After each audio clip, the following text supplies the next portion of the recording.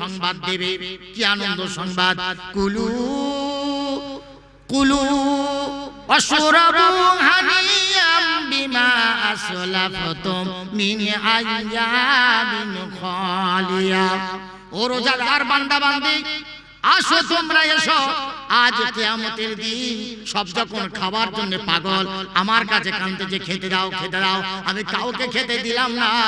ওরে রোজাদার বান্দা বান্দি আয়, আমি আল্লাহ তোদের খেতে দেব। কুলু খাও, অশরাবু পান করে যাও, বিমা আসলাফতুম মিন আইয়ামিন খালিয়া। বিগত জীবনে দুনিয়াতে তোমরা যে আমার জন্য রোজা রেখেছিলে, খাওনি, তোমরা অভুক্ত ছিলে, আমি আজ তার বিনিময়ে আল্লাহ খেতে দিলাম। জোরে বলেন সুবহানাল্লাহ। আজ আমি খেতে দেবো, কিয়ামতের দিন আমি খেতে দেবো। জোরে বলেন সুবহানাল্লাহ। কি খাবেন? খাবেন কি? আল্লাহ রাব্বুল আলামিন বলেন, জান্নাতে খেতে দেব কি? জান্নাতে এমন কিছুর অভাব নাই, যা চাইবে সব পাবে, শুধু খাবে। আমি আল্লাহ রাব্বুল আলামিন তার সব সামনে হাজির করে দেব, যেটা মন হবে সেটা খাবে। যদি বান্দা বলে আল্লাহ আমি চিবিয়ে খাবো না, তার গালের ভিতরে চলে যাবে, গলার ভিতরে চলে যাবে, পেটের ভিতরে চলে যাবে, যা ইচ্ছা তাই খাবে। আমি আল্লাহ সব তার সামনে হাজির করে দেবো। জোরে বলেন সুবহানাল্লাহ। 70টা করে বউ পাবে, 70টা, একটা করে জান্নাতে 70টা করে স্ত্রী পাবে। তারা হুর। হুর, হুরের কথা আপনাদের কি বলবো? আল্লাহর নবী বলেছেন, হুরের পরে আঙুলের আগাটা যদি দুনিয়াতে বার করে দেয়, এই চন্দ্র সূর্যের রূপ ম্লান হয়ে যাবে, গোটা দুনিয়া আলোকিত হয়ে যাবে। জোরে বলেন সুবহানাল্লাহ। এরকম হুর আল্লাহ মুমিনের জন্য, রোজাদারের জন্য অলক্ষ তৈরি করে রেখেছেন। ওয়াহুরুম মাকসুরাতুন ফিল কিয়াম। আরে আজকে বিয়ে করে কেউ গ্যারান্টি দিয়ে বলতে পারবে যে আমার বইয়ের গায়ে কেউ হাত মারিনি? কথাটা খারাপ হলো, ক্ষমা করবেন, পারবে না বলতে। কিন্তু আল্লাহ বলছেন তোমাদের জন্য যে জান্নাতের হুর রেখেছি, ওয়াহুরুন মাকসুরাতুন ফিল কিয়াম। যেমন ঝিনুকের ভেতরে মতি থাকে, ওই রকম আমি আল্লাহ আবদ্ধ করে ওই হুরকে তৈরি করে রেখেছি তোমাদের জন্য। আমি আল্লাহ রেখেছি। জোরে বলেন সুবহানাল্লাহ। আল্লাহ নবী বলেছেন, যখন দুনিয়াতে স্বামী স্ত্রী ঝগড়া হয়, স্ত্রীরা যখন তাদের স্বামীদের অকথ্য অকথ্য ভাষা বলে, জান্নাতের হুরেরা শুনে বলে, আল্লাহর বান্দি, তোর প্রতি আল্লাহর অভিশাপ হোক, তুই কেন ওকে গালাগালি করছিস? কেন ওর সাথে ঝগড়া করছিস? ও তো মরতে কয়েকটা দিন তোর কাছে আছে, মরণের পরে তো আমরা হুরেরা আমরা ওকে ভোগ করব, ও আমাদের পাবে, আমরা ওদেরকে কোনো কষ্ট দেব না। আল্লাহ আমাদের ওর খেদমতের জন্য তৈরি করেছে। আর জান্নাতের হুরেরা দুনিয়ার নারীদেরকে অভিশাপ করতে থাকে। দুনিয়াতে যাবার পরে মানুষ যখন আল্লাহর হুকুম মেনে যাবে, দুনিয়া থেকে বেরোনোর সাথে সাথে আল্লাহ রাব্বুল আলামিন কবর থেকে আল্লাহ তার সাথী বানাবে জান্নাতের হুরের। জোরে বলেন সুবহানাল্লাহ। সুতরাং লম্বা করব না, আজকে আমাদের শপথ নিতে হবে, আগামী রমজানে আমরা কেউ রোজা রাখতে ত্রুটি করব না ইনশাআল্লাহ। ইনশাআল্লাহ আমাদের পাপের জন্য কাঁদবো, ইনশাআল্লাহ রাতের অন্ধকারে কাঁদবো, আমাদের জীবনের গুনাহ maaf করে দেব। মা বোনদেরকেও বলবো, শপথ নিন আজ এই জলসা থেকে আমরা রোজা রাখবো, আমরা রাতের বেলা কাঁদবো, আমরা তেলাওয়াত করব, আমরা ঝগড়া বন্ধ করব, গীবত বন্ধ করব, পরচর্চা বন্ধ করব, আমরা জান্নাতের টিকিট তৈরি করে দেব এই রমজান মাসে ইনশাআল্লাহ। সুতরাং মা বোনদের জন্য দুটো একটা কথা বলে আমি বক্তব্য শেষ করব। আল্লাহ রাব্বুল আলামিন আমাদেরকে এবং আমাদের মা বোনদেরকে সকলকে আল্লাহ কবুল করুন। আমার কচুয়ার মা বোনেরা অনেক ভদ্র, অনেক ভালো, আলহামদুলিল্লাহ। এত অসভ্য নয়, অন্যান্য জায়গায় যা দেখি তার থেকে আমার কচুয়ার মা বোনেরা রাস্তাঘাটে চলাফেরায় দেখেছি দুটো একটা আজকালের ওই চ্যাংড়া মেয়ে ছেলেরা একটু অভদ্র দেখতে পেল, কিন্তু আমি দেখেছি বেশিরভাগ মা বোনেরা অনেক ভালো, আমাদের যুবতীরা অনেক ভালো, আলহামদুলিল্লাহ। তাদেরকেও বলবো ভদ্র হও, রাস্তাঘাটে চলাফেরা করো, মাথা নিচু করে চলাফেরা করো, গায়ে ওড়না দিয়ে চলাফেরা করো, মাথায় কাপড় দিয়ে চলাফেরা করো, জাহান্নামের খোরাক দেনো না।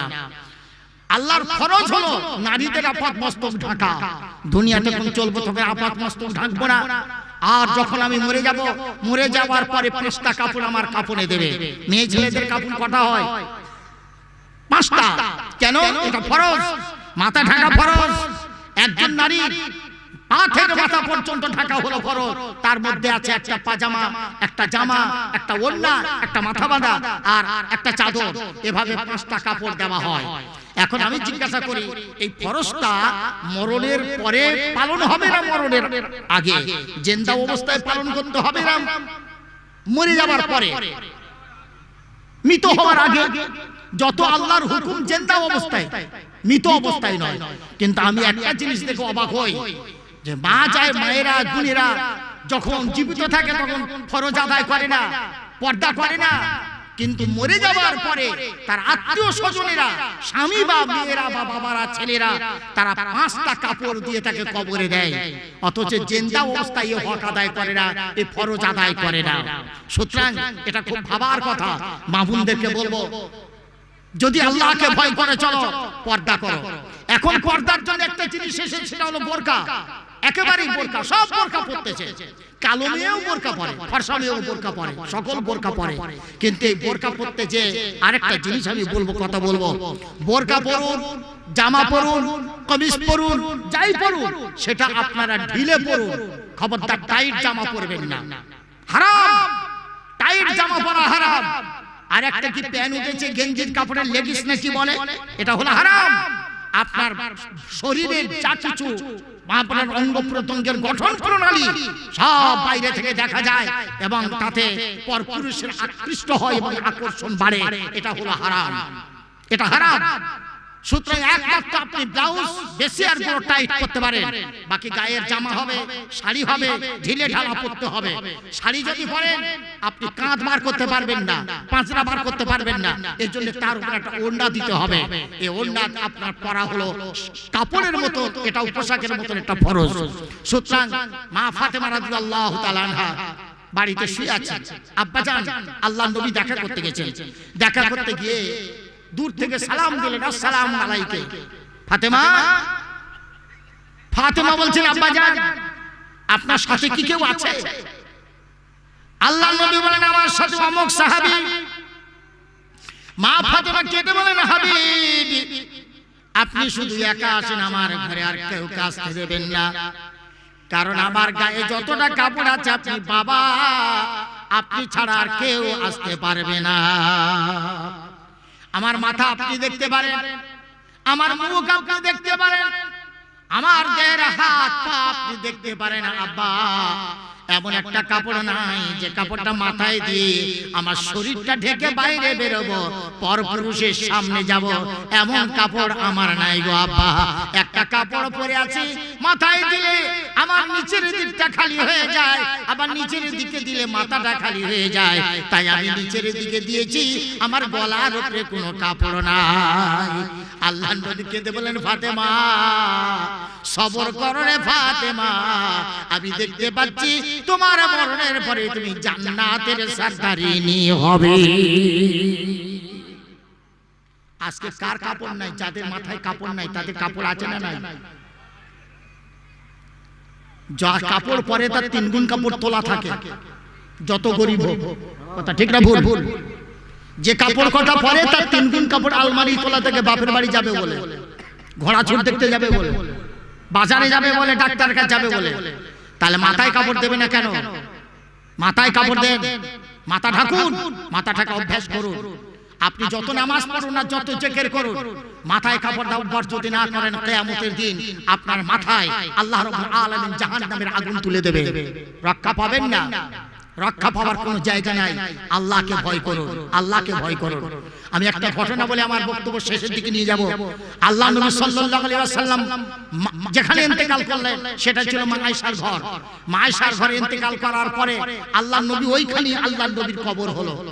এরপরে হযরত আবু বকর ইন্তেকাল করলেন, ওইখানেই কবর হলো। এরপর হযরত ওমর রাদিয়াল্লাহু ইন্তেকাল করলেন, তার পাশে কবর হলো। একটা ঘরের ভিতরে 3টে কবর হলো, জায়গা কতটা থাকে? আর হযরত আয়েশা ওই ঘরেই থাকেন।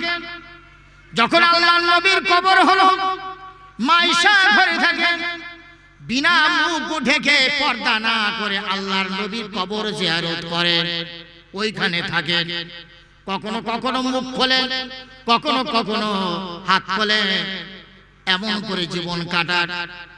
এরপরে 2.5 বছর পরে বাপের কবর হলো। মা আয়েশা বাপের কাছে কোনো পর্দা নাই, স্বামীর কাছেও পর্দা নাই। মা আয়েশা এখনো মুখ খুলে এমন করে ওড়না গায়ে না দিয়ে ওখানে থাকেন। আর কবর